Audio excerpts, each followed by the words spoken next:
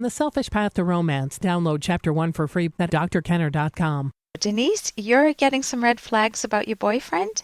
Yes. Yeah, what's going on?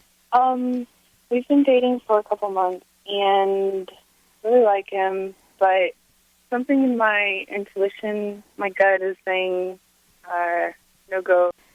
He's a very unique person. He's a 30-year-old virgin and very extremely intelligent. And I guess I've looked online, like what makes a pedophile like that. Hello? Hello, I'm here. Okay. Yeah, I'm hearing the clicking too. So you're saying a pedophile? What you said he's a 30-year-old virgin? Yes. And he's bright, very intelligent. And where does the word pedophile? I mean, where does the thought of pedophilia come in?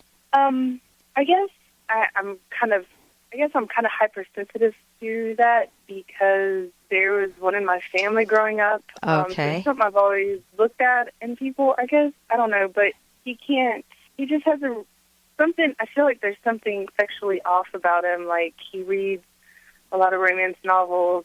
I feel like he's very secretive. Whenever we're trying to be intimate, it doesn't feel right. And then I just feel like, for instance, I'll see his eyes, like, linger on children. Mm-hmm. And it's really awkward. And we'll be talking, and he'll have his sunglasses on, and he'll be looking at, kids, and I'll know they're behind me somewhere, but I can see his eyes just, like, on, and just, I don't know. Okay. Were you a victim at all? Were you a victim yourself as a child? Not that I know of, no. Okay. Well, that's good. I'm not searching for anything. I'm just, I was at the gym today, and there was a guy there that made me feel uncomfortable, not because he was looking me up or down or something, but there was something off about him. Now, I only saw him for a few seconds, or not a few seconds, maybe 2 or 3 minutes, but there was something about his character, and I couldn't quite put my finger on it. But what do you do in those situations? When you're in that type of a situation, Denise, you want to do exactly what you're doing with me right now, which is to let the thoughts come out. You say you have something in your gut. There's that yes, but about him, a 30-year-old virgin who there's something sexually off with, and we can't falsely accuse him, obviously, and I know you don't mean to be doing that. It's just that you're allowing yourself to uncensored let the thoughts come to the surface. You're introspecting. What is it I'm uncomfortable with? I was uncomfortable when we were outside and he was looking at these kids, and it didn't look like a right look.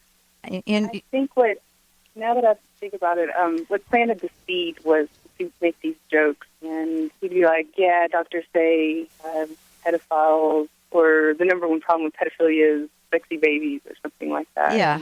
And, we're in the military, though, and there's a lot of raw jokes that fly around in that sort of subculture, Right. So I don't know if it's part of the culture but he would make jokes like that. And I think that's what planted the seed to get these thoughts rolling in my head. And then it seems like everything else is like contributing to it. Okay.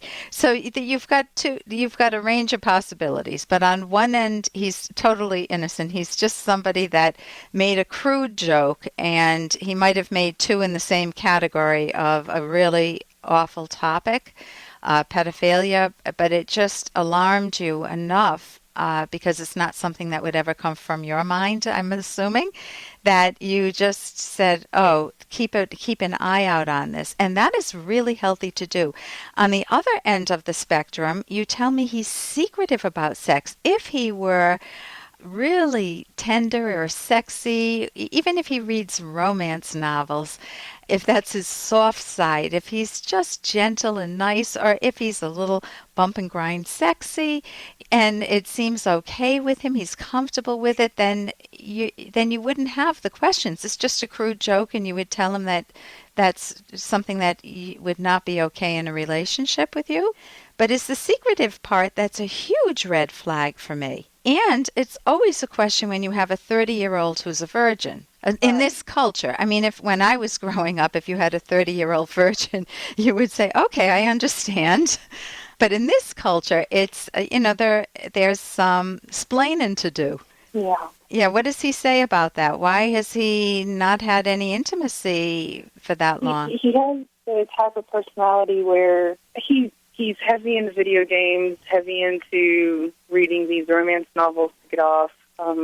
He said that he has the type of personality where he doesn't go forth and go get. It's not what will happen if she says yes. It's what will happen if she says no. It's what will happen if she says yes. And if you pick one flavor of ice cream, then that cuts you off from all the other flavors of ice cream. Man, that's another red flag that has nothing to do with pedophilia. So he's got a few. You mean if he decides to stay with you and have a longer term relationship, his eyes are going to be wandering because, man, there are 58 different flavors of women out there. Right. Yeah, that would not be a romantic line that I would like to hear from my partner. Well, I actually found the personality type online, and I gave it to him and showed it to him. I was like, does this sound like you? He's like, yes, that describes him to a T. Oh, what was it? I don't remember, but it was just saying that it's not, if you pick one, then you cut yourself off from all the rest. Therefore, you take no action because you just like... Okay, it could be that. Well, so now let's go to the much bigger question. What is he right for you? He's a guy who plays video games, who keeps sexual life secretive, who doesn't seem to be a man of action in the romance field, and who may have either some crudeness or crude jokes, or worse.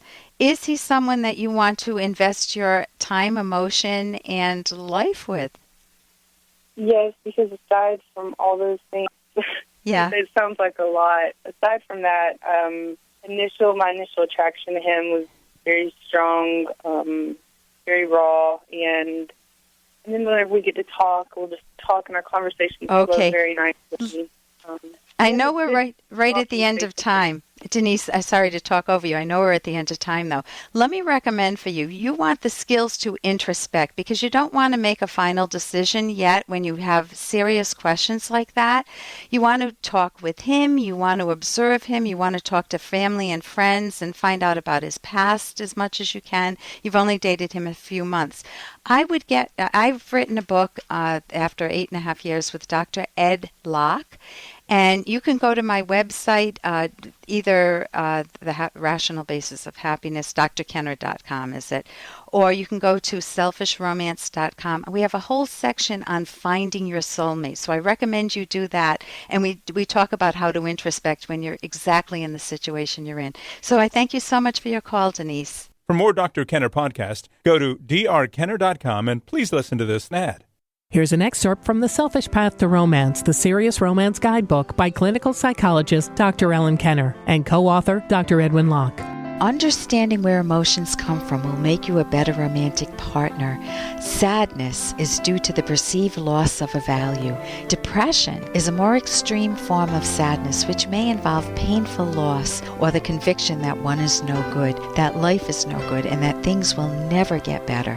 Anxiety stems from your appraisal that there's a threat to your values, often involving uncertainty. Frequently, this threat is of a psychological nature, such as a perceived threat to your self-esteem. Fear is your response to the perception of imminent danger, usually a physical threat, or of your perception of the imminent loss of an important value. You can download Chapter 1 for free by going to drkenner.com. And you can buy The Selfish Path to Romance at amazon.com.